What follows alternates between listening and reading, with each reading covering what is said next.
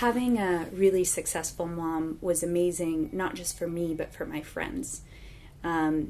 Because my friends, most of them had moms who stayed at home, which was great. But they didn't have the same sort of role models. And as I got older, having my mom to say, here's what you should do at a job interview, or here's what you should look at with your resume, was wonderful for me, but also for my friends growing up. And I think a lot of people who have parents who are very successful, maybe their parents aren't around as much, but my parents made a real point to be home for dinner most nights. So that was a big thing for us. We felt like we were always the first priority, followed by work, and then whatever spare time left for other things as well, personal passions. So I don't think we ever felt that success ever affected our family. So having a successful mom for me has meant that I don't feel like I have a cap. So I feel like any opportunity is available, and success follows success or matches success. So a lot of my mom's friends are very successful, but in different ways as well. I think my parents hang out with a diverse group of people. So I saw different models of success. My mom's a really humble leader, so I never felt like I had to have her version of success, like I had to be a banker or I had to have a big corporate career. And I think that's because she made my passions feel just as important as her passions. So that was really key, I think. She made success not seem like just a financial thing or just a level you get to in your career, but success is whatever makes you happy and makes you feel that you have impact.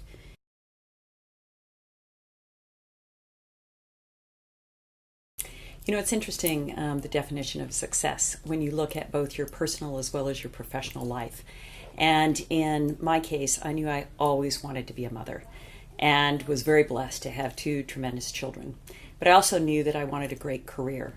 And when push came to shove, though, I thought that if there is anything that I'm really seeing once I'm working and once I'm in that career, that my children are really suffering, I knew that they would be the first choice that I would make.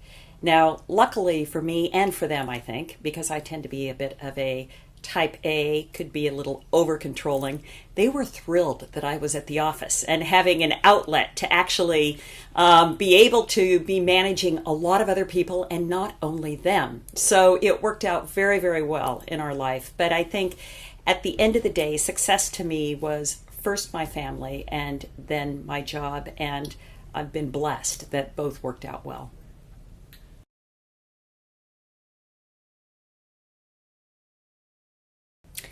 So, you know, it's always a challenge, isn't it? Because in the world of working, balancing a family, and sometimes that's not only children, it can be parents, it's those ages of 30s to 40s where you do make compromises. Along the way, was I a great friend to every person that was always a good friend to me in terms of always being with them on the phone all the time? Probably not. Was I always at that nth last meeting? Probably not. But what it does do is it causes you to be a very good delegator and a very, very, very good at prioritization. And having a rich, full life with a lot of different interests and a lot of different opportunities causes that. It causes you to get out of micromanaging and to rise up and to look at the things that really matter. It causes you to give others around you a chance. Our kids got independent a lot more quickly than a lot of other children their age because they had to. Not that I left them at home without caregivers, but you know, I wasn't always there to do every load of laundry, or I wasn't always there to cook every meal. So they became self-sufficient, and I think those are life skills that proved well later on.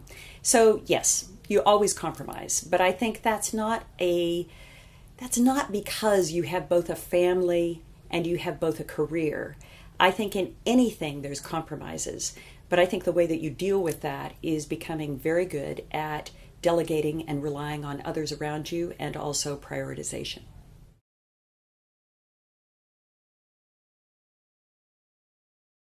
I think that what every parent wants to do is they want to try and be the best that they can be for their kids. And we were no exception, my husband and I.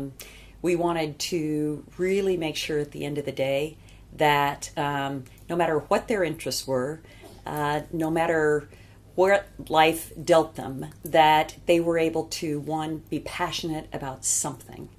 And that means exposing them to a wide variety of different opportunities. And two, to just set them up for happiness throughout their life. And that is what I think both of us tried to do. And for the most part, we've gone at the other end of that childhood, and it's worked out.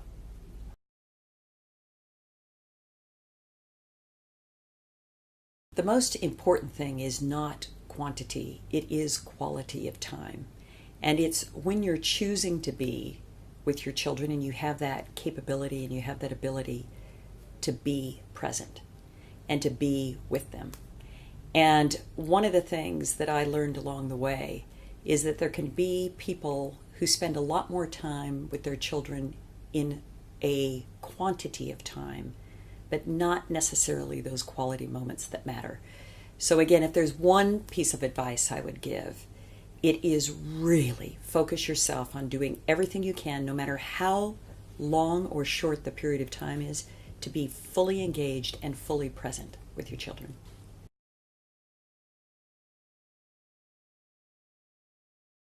Thinking about my future and the type of role model I'd want to be for my children, I think that if I can be 10% the role model, not only my mom was, but my parents together, they sort of had different parenting styles that worked really, really well. That would be amazing. My kids would be very, very lucky. But there's three things I think my parents really did for me that I would hope to pass on to my children. The first is they instilled this growth mindset. So they taught us to feel confident in our ability to question and to learn, rather than confident just in skills that we may have had or acquired.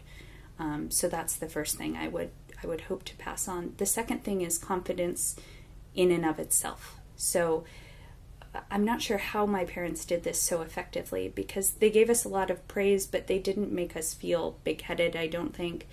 But they made us feel that we were doing well. And if we weren't top, whatever we were was enough. So I think that is something I would really hope to pass on to my children, that whatever you are is enough, and be happy and confident in that. And then the third thing I would hope to pass on to my kids is this sense that your family always comes first.